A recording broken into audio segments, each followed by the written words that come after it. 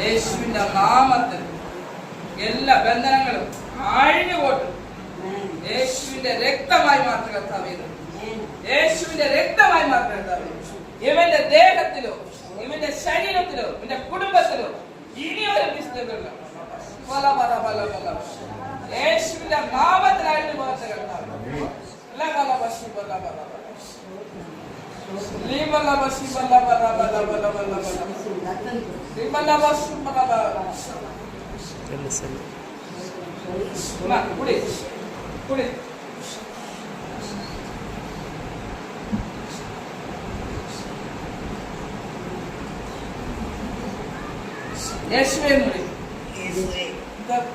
യേശുവേ ഇന്ന് മുതൽ ഞാൻ നിന്റെ മകനാണ്.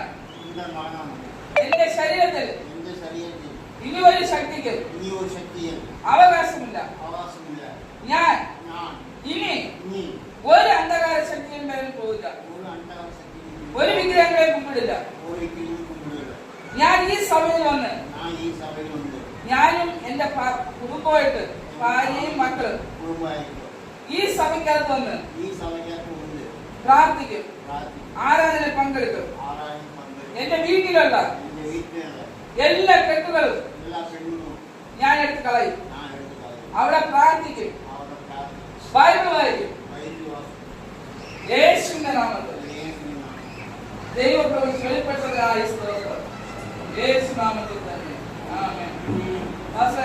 അവിടെ ഇരിക്കുന്ന വിഗ്രഹങ്ങൾക്കല്ല പച്ച അവന്റെ കർത്താവെ ഈ വേദപുസ്തകത്തിലാണ് കർത്താവെ ദൈവപ്രവൃത്തി എന്ന് അവൻ അറിയുന്നതിനായി യേശു നാമത്തിൽ തന്നെ ആമേൻ.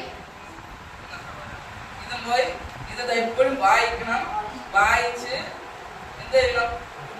ഇതൊന്നും കൊണ്ട് തീർച്ചയായിട്ടും പാസ്റ്ററിനൊരു சகாயிடாரு நீங்க சொன்னீங்கல்ல குட்டி பாஸ்டர் வேணும் எனக்கு அப்படிங்க வந்துட்டாரு நான் கூட பிரச்சனை இதுதான் கூடுது அல்ல பாஸ்டர் தொட்டி இருக்குது முத்தியாக்கிட்டு அவருக்கு ஆளு தரங்க ரெடி பண்ணிக்கலாம் தொட்டியா அதெல்லாம் ரெடியா ரெடியா இன்னும் 1.5 மணி நேரத்துல தொட்டி அதான் ഞാൻ കണ്ടു അതാ ഞാൻ പറഞ്ഞ തൊട്ടി വൃത്തിയാക്കിയ